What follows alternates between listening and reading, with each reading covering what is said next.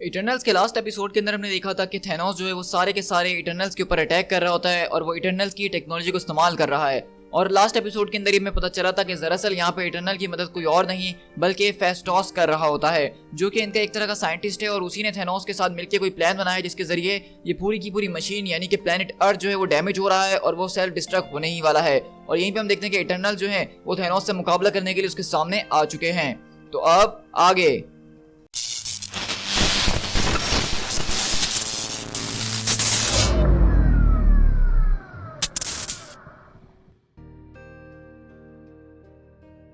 तो हमारी सारी की सारी कहानी जो एक महीने पहले शिफ्ट होती है, जहाँ पे हमें प्लेनेट अर्थ बता रही होती है कि उसने अपनी आंखें दोबारा से खोली, वो एक बार दोबारा जीवित हो गया।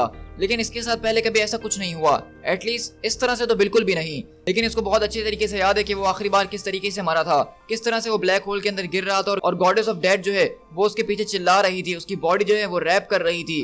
ये जो है सांस ले रहा है, ये जो है एक डीप सांस ले रहा है और कसम खा रहा है कि ये उन लोगों से जरूर बदलेगा जिसने भी इसके साथ गलत करने की कोशिश की है, और जो कोई भी जिंदा है और सांस ले रहे हैं जिन्होंने इसका कुछ बिगाड़ा है वो इनको जड़ से मिटा के ही रहेगा। इसको लग रहा है कि अब आगे जो टास्क होने वाला है उसके लिए बिल्कुल तैयार है, लेकिन ये इसकी सबसे बड़ी भूल है। और इसी तरह हम देखते हैं कि बेसिकली हमें अर्थ बता रही होती कि किस तरह से एक महीने पहले थैनोस भी जो है वो भी इसी रिजरेक्शन चैम्बर के अंदर दोबारा से रीबॉर्न हुआ था। और इस तरह हम देखते हैं कि थैनोस को यहाँ पे किसी ने बांध के रखा हुआ और उसकी बॉडी जो है यहाँ पे फटी हुई है। और वहीं से आवाज आती है कि वेलकम बैक थैनोस, तुम्हारे अर्थ की कजन जो है वो भी रिसेंटली लौट कर आए अपनी मौत के जरिए, लेकिन उन सब में से लौटने वालों में से सबसे पहला मैं था। और जब मैं यहाँ पे मौजूद था बिल्कुल अकेला, तो मेरे पास यहाँ पे बहुत सारा टाइम था चीजों को डिस्कवर करने के लिए। और मैंने जब तुम्हें यहाँ पे पाया तो मैं काफी तरह से डिस्टर्ब हो गया और इसीलिए मैं दोबारा जो हूँ टाइटनोस की सिटी के अंदर गया और वहाँ पे टेम्पोरल एजेस के अंदर जो है जाके चेक करने की कोशिश करी कि आखिरकार तुम हमारे बीच कैसे आ सकते हो। और मैंने उन्हीं सारी अलग अलग टाइम्स के अंदर तुम्हें देखा, मैंने देखा कि तुम वो हथियार हो जिसकी मुझे जरूरत है। तुम जो टाइम के अंदर गिर रहे थे उस ब्लैक होल के जरिए, नियरली तुम्हें डिस्ट्रॉय कर ही दिया गया था। मैंने तुम्हें स्टडी करा और तुम काफी ज्यादा इंटरेस्टिंग भी लगे। तुम्हारे पेरेंट्स जो वो काफी ज्यादा सक्सेसफुल थे और टाइटन के अंदर जितने भी और इटर्नल्स थे तुम उन सबसे बिल्कुल ही अलग हो। मेरे हिसाब से तुम एक ट्रू इटर्नल हो, लेकिन तुम अभी भी जो इस मशीन का हिस्सा नहीं हो। लेकिन मैंने अब तुम्हारे अंदर कुछ ऐसी चेंजेस कर दी जिसके जरिए अब तुम इस मशीन का हिस्सा बन सकते हो एक लिमिटेड टाइम के लिए। मैंने तुम्हारे सिस्टम के साथ कुछ छेड़छाड़ करी है, लेकिन इसके अंदर एक एक्सेप्शन है, तुम जो हो दोबारा से रिजरेक्ट नहीं हो सकते हो दूसरे इटर्नल्स की तरह। तुम्हारी बॉडी को मैं दोबारा से पैच अप कर देता हूँ, लेकिन ये फेल होगी जरूर। अब से तुम मेरे लिए काम कर रहे हो और अगर हमारा काम सही तरीके से हो गया तो उसके बाद मैं तुम्हें एक नई बॉडी दे दूंगा और तुम्हें दोबारा से रीबॉर्न कर दूंगा। लेकिन अगर तुमने मुझसे गद्दारी करने की कोशिश करी या मुझे धोखा देने के बारे में सोचा भी तो ये डिवाइस जो है मुकम्मल तौर पे फेल हो जाएगी और तुम एक शेम रह जाओगे इटर्नल के नाम के और मैं तुम्हारा नाम और निशान मिटा के रख दूंगा। तो इसी तरह हम देख रहे हैं कि बेसिकली यहाँ पे फेस्टोस ही था जिसने जो है थैनोस के साथ कुछ गड़बड़ छेड़छाड़ करने की कोशिश करी है, क्योंकि जब ये सारे के सारे इटर्नल्स मर गए तो उनमें से सबसे पहला जो लौटने वाला था वो फेस्टोस था। और जब इसके पास इतना ज्यादा टाइम मौजूद था तो यहाँ पे वो थैनोस के ऊपर नजर रख रहा था। और जैसा कि थैनोस ने बताया था कि वो एक ब्लैक होल के अंदर गिर गया था और वो टाइम एंड स्पेस के अंदर खो गया था, तो वहीं पे जो है फेस्टोस वो उस सिटी के अंदर गया था टाइटनोस की, जिसको हमने पहले के एपिसोड्स में देखा था, जहाँ पे टाइम जो है वो बहुत बिगड़ा हुआ है और वहाँ पे अलग अलग टाइम पीरियड एक साथ गुजर रहे होते हैं। तो बेसिकली फेस्टोस ने थैनोस को वहीं से रिट्रीव करा क्योंकि वो एक ब्लैक होल के अंदर गिर रहा था और उसको यहाँ पे लाके उसके अंदर बहुत सारे चेंजेस कर दिए और एक तरह से उसकी बॉडी के अंदर ऐसी मॉडिफिकेशन करी है कि फेस्टोस जब चाहे थैनोस को मिटा सकता है और इसीलिए फेस्टोस के लिए थैनोस काम कर रहा है। तो वहीं से हम देखते हैं कि थैनोस ये सारी की सारी फेस्टोस की बातें सुन के सोच में पड़ जाता है और वहीं से हमें अर्थ बताती है और वहीं से हमें ये मशीन बताती है कि थैनोस एक जीनियस है और वो इतना ज्यादा जीनियस है कि वो एक दूसरे जीनियस को आसानी से पहचान सकता है और कम से कम वो उसको तो पहचान ही सकता है जो उसके बराबरी वाला है। और वो इस बात को भी जान चुका था कि वो जो सामने खड़ा हुआ शख्स उससे बातें कर रहा है वो बिल्कुल सच कह रहा है। थैनोस जो है वो कभी आजाद नहीं हो सकता है, लेकिन थैनोस इस चीज के ऊपर विश्वास करके उसको मान भी नहीं सकता है। थैनोस कभी किसी की गुलामी में नहीं आ सकता है। लेकिन इस वक्त सिचुएशन ऐसी थी कि यहाँ पे दोनों ही लोग बहुत ही ज्यादा स्मार्टर थे, लेकिन थैनोस ने इस बात को एक्सेप्ट कर लिया कि ये एक गेम है और उसको ये खेलना ही होगा और उसको गेम खेलने में वैसे भी काफी मजा ही आता है, स्पेशली उस गेम के अंदर जहाँ पे किलिंग पार्ट मौजूद हो। और इसी तरह हम लोग यहाँ से अब शिफ्ट होते हैं प्रेजेंट के अंदर, जहाँ हम देख सकते हैं कि बेसिकली यहाँ पे थैनोस जो है वो उन सारे के सारे इटर्नल से मुकाबला कर रहा है, जिसमें किंगो, थीना, इकारिस और गिलगामेश और सरसी मौजूद हैं। और इसी तरह हम देखते हैं कि यहाँ पे थैनोस इन सारे के सारे इटर्नल्स पे जबरदस्त किस्म से अटैक कर रहा होता है और इन सारे के सारे इटर्नल्स के ऊपर भी काफी ज्यादा भारी पड़ रहा होता है। और इसी तरह हम देखते हैं कि थैनोस वहाँ पे इकारिस को पकड़ते हुए बोलता है कि इकारिस, हमारा काम अधूरा रह गया था, तो चलो अब मैं तुम्हारे खून से यहाँ पे होली खेल रहा हूँ। लेकिन इतनी देर में हम देखते हैं कि वहां से गिलगामेश आके उसकी गर्दन पकड़ते पीछे से और कहता है कि मशीन एक हैच को फौरन से खोलो। और इसी तरह हम देखते हैं कि वहां पे लोकर कोड जो है वहां पे खुल जाता है और गिलगामेश बोलता है कि तुम मेरी जगह पे आए हो और मुझे स्टॉक करने की कोशिश कर रहे हो थैनोस, मुझे नहीं लगता कि मुझे कोई भी एलियन या हाफ गॉड डरा सकता है, वो भी मेरे अपने ही घर के अंदर। और इसी तरह हम देखते हैं कि वहां पे गिलगामेश उसको एक पोर्टल के अंदर धकेल देता है। और वहीं अगले पल हम देखते हैं कि यहाँ पे जो है थैनोस को वो इधर से उधर पोर्टल में डाल के बहुत ज्यादा चकरा रहे होते हैं। लेकिन वहीं पे सरसी आती है और कहती है कि थैंक यू गिलगी, अब इसके आगे से मैं संभाल लूंगी। और इसी तरह हम देखते हैं कि सरसी, जैसा कि आप सब जानते हैं कि वो अपनी जो है मैटर मैनिपुलेशन में बहुत ही ज्यादा एक्सपर्ट है, तो वहाँ थैनोस के आसपास के जो एटम्स होते हैं उसको मैनिपुलेट करना शुरू करती है और उसकी बॉडी के ऊपर फंगस लगा देती है, जिससे उसकी बॉडी एक तरह से सड़ना शुरू हो जाती है और उसको बहुत अलग ही किस्म का दर्द और पॉइजन महसूस हो रहा होता है। और ये सारी की सारी बातें जो है हमें इस वक्त ये मशीन बता रही है। और इसी तरह हम देखते हैं कि यहाँ पे वो मशीन बताती है कि थैनोस जो है वो वाकई में एक बहुत ही ज्यादा मर्डरिंग मशीन है और काफी लंबे अरसे से वो लोगों का और चीजों का मर्डर करते हुए आ रहा है। लेकिन इटर्नल्स वो उससे ज्यादा पुराने हैं और उससे पहले से मॉन्स्टर्स को हंट करते आ रहे हैं जो कि उसके जैसे ही हैं। थैनोस को हम मान सकते हैं एक मर्डरिंग मशीन, लेकिन इटर्नल्स जो है वो एक ऐसी मशीन है जिनको इसी तरह के मॉन्स्टर्स को मारने के लिए ही बनाया गया था। थैनोस एक ऐसा मॉन्स्टर है जिसने इनको जो है अंडर एस्टिमेट करने की कोशिश करी है। और इसी तरह हम देखते हैं कि वहाँ पीछे से थीना आती है और अपना भाला जो है थैनोस के सीने के आर पार कर देती है।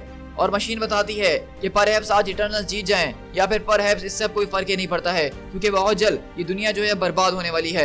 और इसी तरह हम देखते हैं कि यहाँ पे वो जो मशीन होती है जिसके ऊपर फेस्टोस काम कर रहा था वो मुकम्मल तौर पे क्रिपल हो चुकी है, यानी कि वो गिर रही है। और अगर ये मशीन बर्बाद हो गई तो उसके साथ साथ पूरा का पूरा प्लेनेट अर्थ वो बर्बाद हो जाएगा। तो वहीं से फेस्टोस बोलता है इसके सारे के सारे हेक्स पॉइंट्स को जो है डिप्लॉय कर दो। नहीं नहीं रुको, वहीं पे तुम्हें होल्ड करके रखना होगा। इस वक्त हम लोग डिसअसेंबली कैस्केड को अवॉइड कर सकते हैं, लेकिन हमें ब्लॉक के फ्लो चार्ट को जो है फौरन से फॉलो करना होगा। इसको हमें यहीं पे रोक के रखना होगा। ये आखिरकार अपने आप को रोक के क्यों नहीं रख रहा है? लगता है कि वाकई में अब एंड ऑफ द वर्ल्ड आ चुका है। और इसी तरह मशीन बोलती है फाइनली। और इसी तरह हम न्यूयॉर्क के अंदर शिफ्ट होते हैं जहां आप देख सकते हैं कि टॉबी रॉबसन घूम रहा है, जिसको इकारिस ने जो है कसम खाई थी कि उसको किसी भी कीमत के ऊपर बचाएगा, और स्प्राइट उसके साथ इस पार्क के अंदर मौजूद है।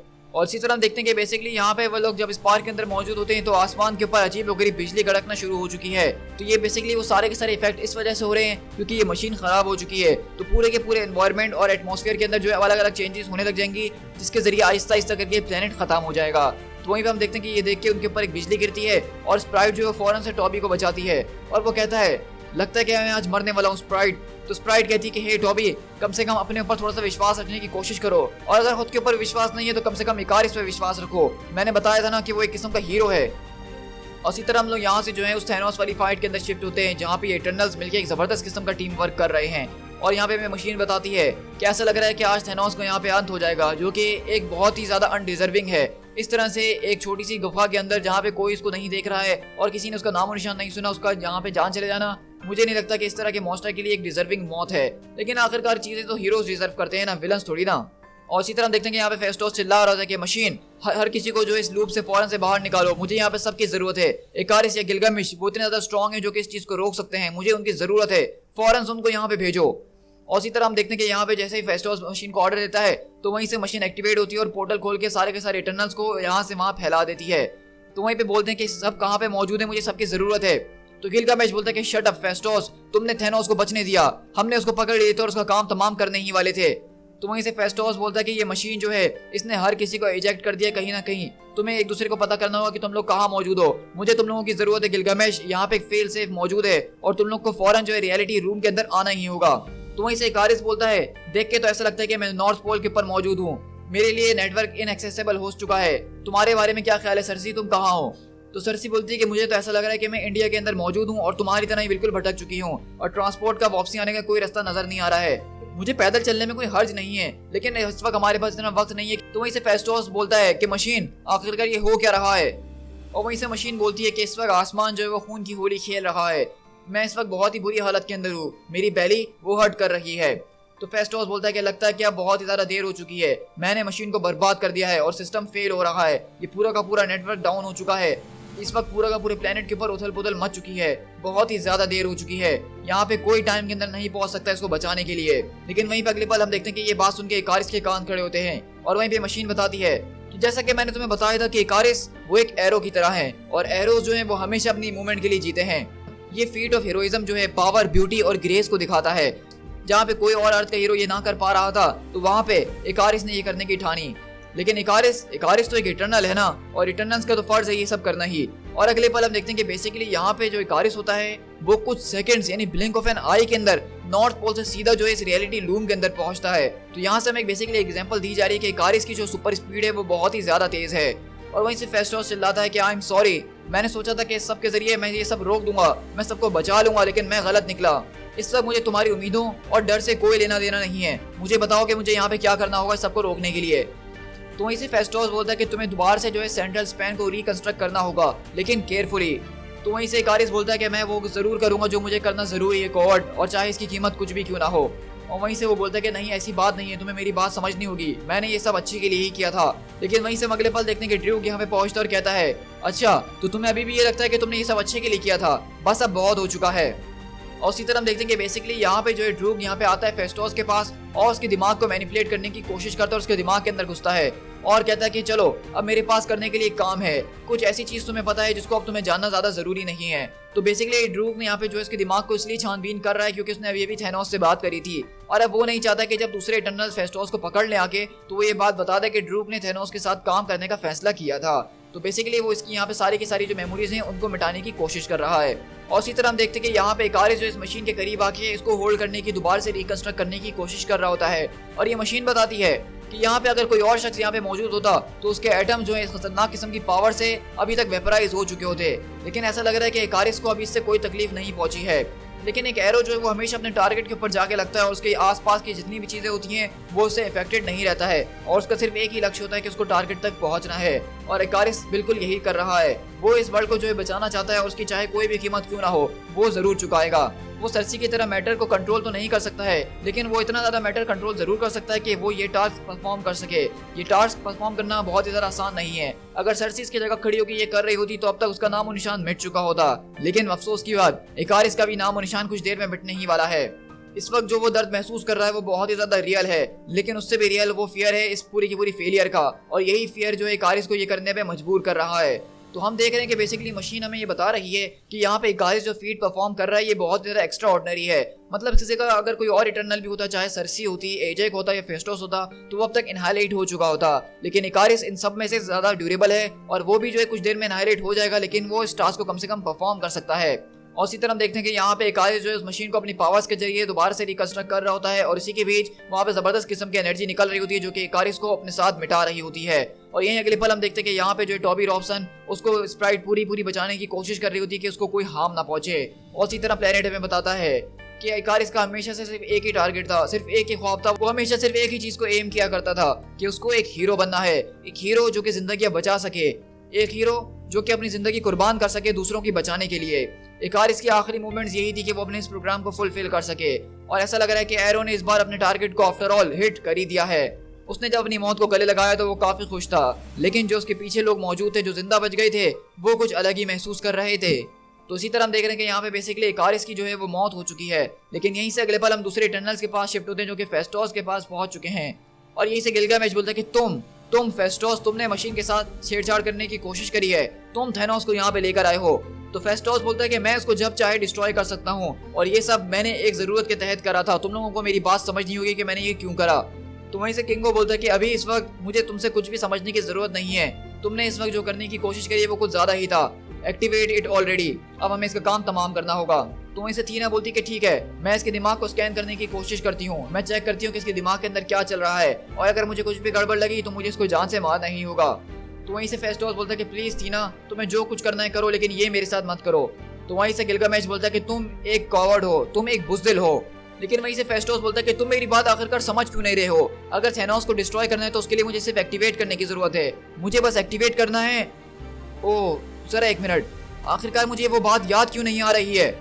और इसी तरह हम देखते हैं कि बेसिकली यहाँ पे जो चीज थी जिसको एक्टिवेट करके वो थैनोस का काम तमाम कर सकता था, अब वो उसको याद ही नहीं आ रही है। तो अब यहाँ पे अचानक जो हम फेस्टोस को देख रहे हैं कि उसको वो बात ही याद नहीं आ रही जिसके जरिए वो थैनोस का काम तमाम कर सकता है। वो ऐसी कौन सी चीज थी जिसको एक्टिवेट करके वो थैनोस को मार सकता है। तो फेस्टोस ये सारी की सारी बातें कैसे भूल गया उसके ऊपर मैं आगे चल के बात करूंगा। लेकिन हम देखते हैं यहाँ गिलगामेश को गुस्सा आता है और कहता है कि यू फूल, तुम्हारे हाथ में बहुत ही ज्यादा खून लगा है, तुमने एक बहुत ही बड़ा गुनाह कर दिया है। और इसी तरह प्लेनेट बोलता है कोर सिस्टम रीएक्टिवेटिंग, रिजरेक्शन चैम्बर जो है वो दोबारा से ऑनलाइन हो चुका है, अब दोबारा से इटर्नल जो है वो मरने के बाद वापसी आ चुके हैं। अगर ऐसी बात है तो इकारिस को रिजरेक्शन चैम्बर के अंदर सबसे पहले डाला जाए, हमें उस हीरो की जरूरत है यहाँ पे। और इसी तरह हम देखते हैं कि यहाँ पे हमें मशीन का एक नया लुक दिखाया जा रहा होता है जहाँ पे वो अपने आप को दोबारा से रीस्टार्ट कर चुकी है, दोबारा से रिकंस्ट्रक्ट कर चुकी है। लेकिन अभी इसके अंदर हम देख सकते हैं कि कुछ ग्लिचेस आए हुए हैं, ये मुकम्मल तौर पे पहले जैसे ठीक नहीं हुई है। तो उसी के कुछ देर बाद हम देखते हैं कि यहाँ पे वो फेस्टोस को पकड़ के लेकर आए हैं और वो कहता है, और गिलगामेश बोलता है कि अब ये बात करने के लिए तैयार है। तो वहीं से फेस्टोस बोलता है कि मैं तो पहले भी बात करने के लिए तैयार ही था। तो गिलगामेश बोलता है कि वाकई में मुझे ऐसा नहीं लगता है, मेरे ख्याल से अब मेरा पॉइंट कुछ ज्यादा ही क्लियर हो चुका है। हर एक्शन का कोई ना कोई कॉन्सिक्वेंसेस होते ही हैं, चाहे वो इटर्नल्स ही क्यों ना करें। तो वहीं से फेस्टोस बोलता है कि एग्जैक्टली तुमने बिल्कुल ये बात ठीक कही है। लेकिन वहीं से सरसी बीच में आती है और कहती है, मेरे ख्याल से हमें सवाल जवाब को स्किप कर देना चाहिए, आखिरकार इसकी परवाह भी हम क्यों करें। हम जानते हैं कि यहाँ पे कुछ बहुत ही बड़ी गलती हुई है, इसको जो है एक्सक्लूजन चैम्बर के अंदर डाल दो और यूनिमैन बनाने के बाद हम इस बात का फैसला करेंगे कि हमें इसके साथ क्या करना है। तब तक के लिए इसको हमें भूल जाना चाहिए। तो वहीं से फेस्टोस बोलता है कि नहीं, मुझे इस तरह से वहाँ पे मत डालो, वरना वो लोग मुझे रीसेट कर देंगे और मेरी सारी यादें दोबारा से मिटा दी जाएंगी। और तुम लोग को इस बात को अंडरस्टैंड करना होगा, अगर मैंने तुम लोगों को ये बात बताई होती तो तुम लोग मुझे कभी भी ये करने नहीं देते और तुम लोग मुझसे डरना शुरू कर देते। हर चीज की कोई ना कोई कीमत होती है, तुम्हें मेरी बात सुननी होगी, तुम्हें मेरी बात पे विश्वास करना होगा। लेकिन वहीं से सरसी दोबारा उसकी बात करती है और कहती है, मुझे नहीं लगता कि हमें तुम्हारी कोई बात सुनने की जरूरत है, अब बस बहुत हो चुका है, हमें इसको एक्सक्लूजन चैम्बर के अंदर डाल देना चाहिए। लेकिन वहीं से थीना आती है आगे और कहती है कि सरसी प्लीज, आखिरकार तुम कहना क्या चाहते हो फेस्टोस, अपनी बात को क्लियरली कहो। तो हम देखते हैं कि यहाँ पे फेस्टोस एक जबरदस्त किस्म की रेवलेशन करता है कि वो ये सब क्यों कर रहा था, उसने थेनोस को जिंदा करने की कोशिश क्यों करी, उसने मशीन के साथ छेड़छाड़ क्यों करी। इस बार जब हम सब मर चुके थे तो मैं पहला इटर्नल था जो कि वापसी लौट कर आया था, और जब मैं मशीन के अंदर अकेला था तो मेरे पास बहुत सारा वक्त था अकेले, तो मैंने इस मशीन के अंदर डीपर जाने की कोशिश करी और उन एरियाज के ऊपर नजर डाली जिसको मैं नॉर्मली कभी एक्सेस नहीं किया करता था। और इस मशीन को डीपली देखने के बाद मैंने एक खतरनाक चीज को डिस्कवर करा कि हमारी जो इमोर्टेलिटी है, जिसके जरिए हम कभी मरते नहीं हैं, उसकी एक बहुत ही बड़ी कीमत है। और यहीं से हम शिफ्ट होते हैं मशीन के पास, उस रिजरेक्शन चैम्बर के अंदर, जहाँ पे हम देखते हैं कि यहाँ पे इकारिस की बॉडी दोबारा से रिजरेक्ट हो रही है। लेकिन हमें यहाँ पे प्लेनेट बताती है, अब मैं दोबारा से सांस ले रही हूँ, मुझे वो करना ही पड़ता है जो मुझे करना जरूरी है। ये कोई छोटी बात नहीं है कि एक ऐसे बीइंग को क्रिएट करना जिसके अंदर इतनी ज्यादा प्रिसीजन मौजूद हो, यानी कि इटर्नल्स, एटम्स को डांस करवाना एग्जैक्ट टाइम के ऊपर, पार्टिकल्स को रीरूट करवाना और सारी की सारी चीजें उसी तरह से बना देना जैसे वो पहले हुआ करती थी। इवेंचुअली इन सारी की सारी चीजों को मिला के इकारिस बनेगा, जो कि कम्प्लीटली एक बहुत ही मुश्किल टास्क है। लेकिन इसकी बॉडी बनाना वो इतना ज्यादा मेरे लिए मुश्किल काम नहीं है। जो सबसे ज्यादा बड़ी चीज इसके अंदर लैक करती है वो ये है कि इसके अंदर जिंदगी फूकना, और वो फूकने के लिए मुझे कुछ करना पड़ता है। इकारिस ने अपनी आंखें दोबारा से खोल ली हैं, अब वो दोबारा से जिंदा हो चुका है। लेकिन जैसे इकारिस ने अपनी आंखें खोली, वहीं पे टॉबी रॉबसन जो है उसकी जान चले गई। तो इसी तरह हम यहाँ पे देखते हैं कि बेसिकली यहाँ पे जैसे इकारिस जिंदा हुआ तो वहीं पे अगले पल टॉबी रॉबसन जो है वो उसकी मौत हो गई।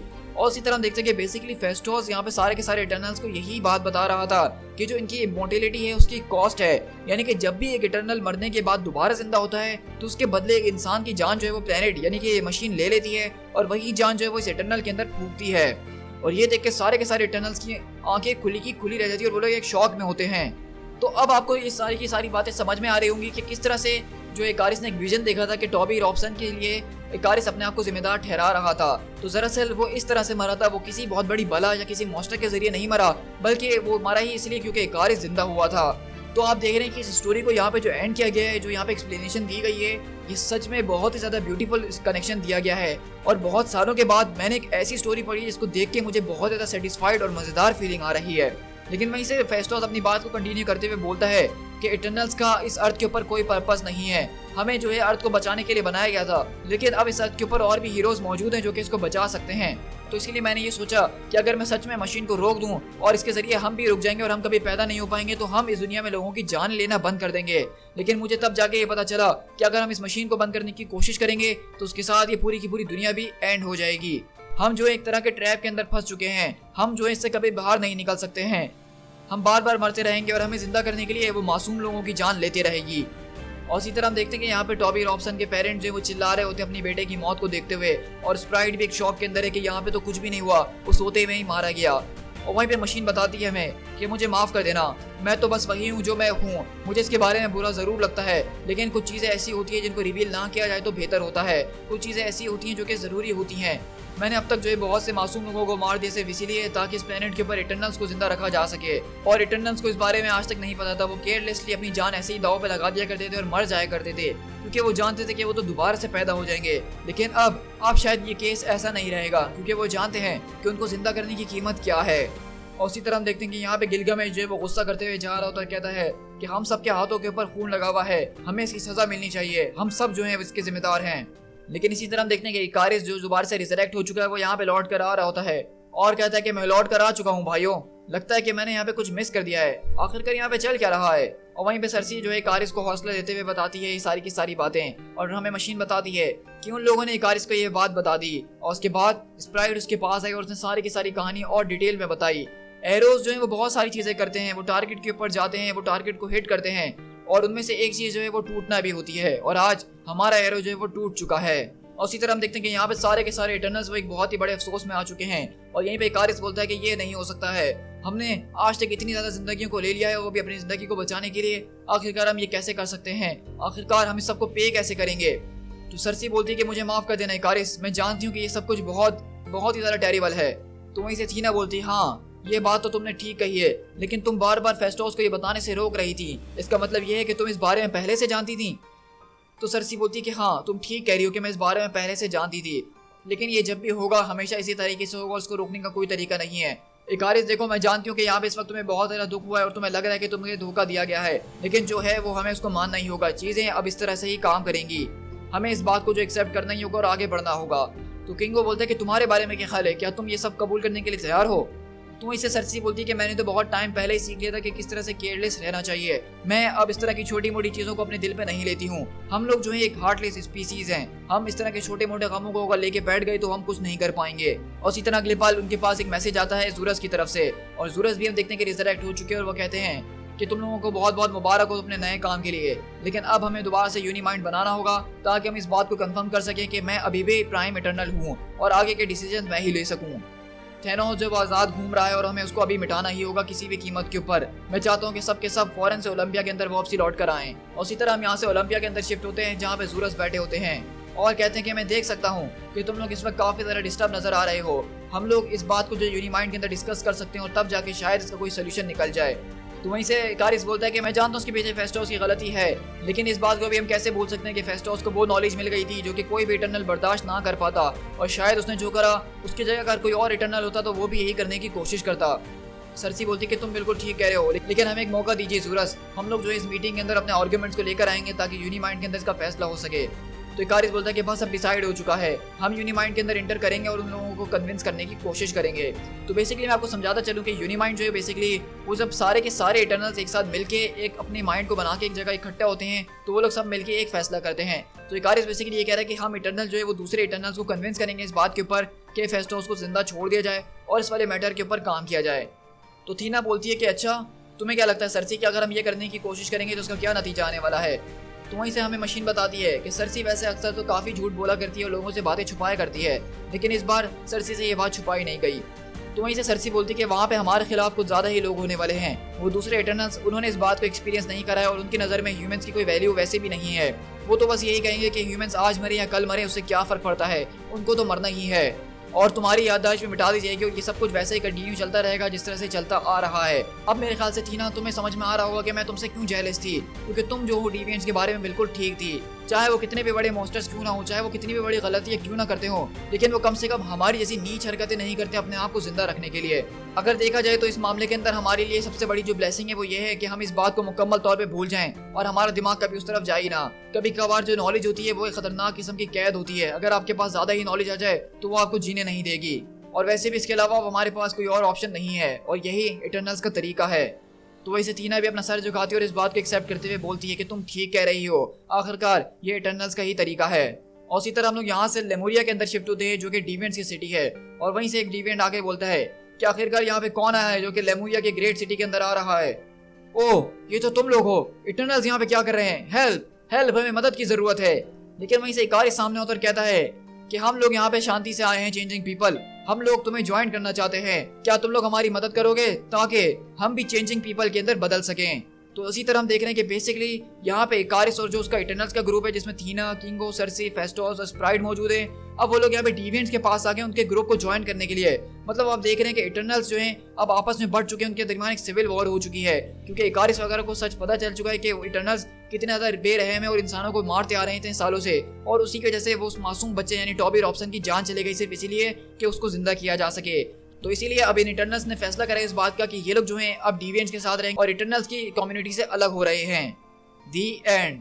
सो गाइस यहाँ पे बेसिकली जो है आज हमारा इटर्नल्स का पहला स्टोरी आर्क खत्म होता है जो कि 6 इश्यूज के अंदर था जो मैंने आपके साथ शेयर करा है।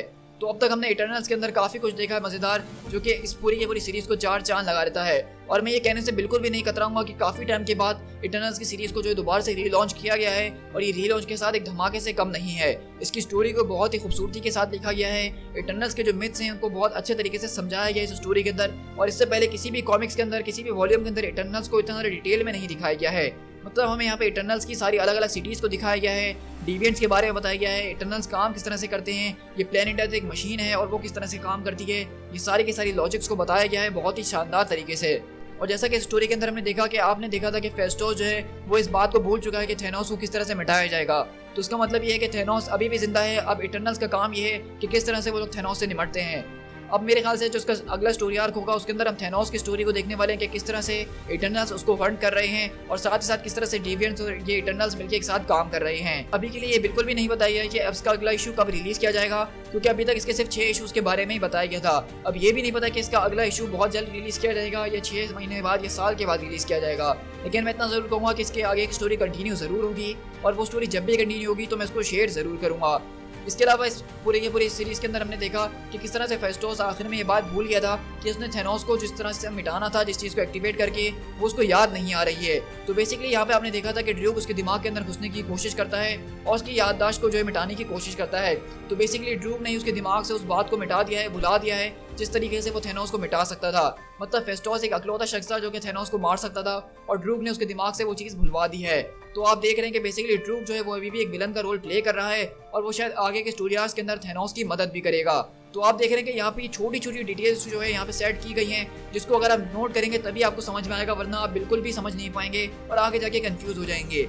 सो गाइस, आई होप कि आपको ये इटर्नल्स की स्टोरी काफ़ी ज़्यादा पसंद आई होगी, और अगर आपने ये पूरे के पूरे 6 एपिसोड्स को देख के इस स्टोरी को एंजॉय करा है तो मैं चाहता हूँ कि आप इस वीडियो को लाइक ज़रूर कीजिएगा और कमेंट करके बताइएगा कि आपको ये वीडियो कैसी लगी, और साथ साथ ये भी ज़रूर बताइएगा कि आपको मेरी एक्सप्लेनेशन कैसी लगी, क्योंकि इटर्नल्स की वीडियोज़ के अंदर एक्सप्लेनेशन कुछ ज़्यादा ही होती है नॉर्मल कॉमिक से, और मैं पूरी कोशिश करता हूँ कि आपको आसान और अच्छे वे में समझाने की पूरी कोशिश करूँ।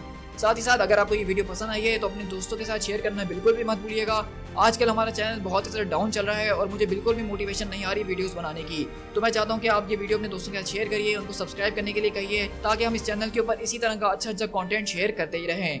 सो गाइस, इसी के साथ आप मुझे फेसबुक इंस्टाग्राम पे फॉलो करना बिल्कुल भी मत भूलिएगा, और बेल आइकन जरूर दबा दीजिएगा ताकि मैं जब भी इस तरह के कॉमिक बुक सीरीज को अपलोड करूँ तो उसको नोटिफिकेशन आपको फौरन से मिल जाए। So guys, this is P tiger, मिलते हैं किसी और कॉमिक बुक सीरीज के साथ। Till then, thank you so much.